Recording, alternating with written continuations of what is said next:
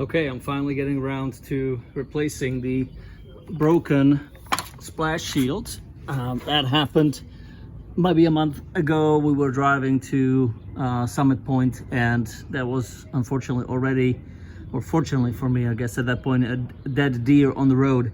Took out a bunch of this splash guard here, the right side stayed in place, so I finally got a replacement splash guard. I was gonna go with the OEM BMW one, but it was almost 200 bucks, and that one arrived from Taiwan for about $75. So so far the look, I mean, the fit and finish looks very close to the OEM, and given its function, there's really no need to spend extra 100 bucks on the OEM part.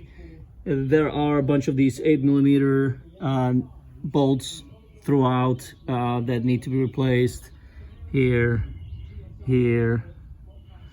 a couple of them in here throughout the bottom of the bumper, and the same on the other side.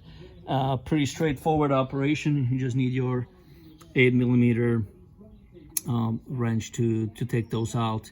While I'm out there, I'm actually going to take the whole bumper off because there's just a lot of gunk in the radiator, and I'm going to take the opportunity to to clean all of that out.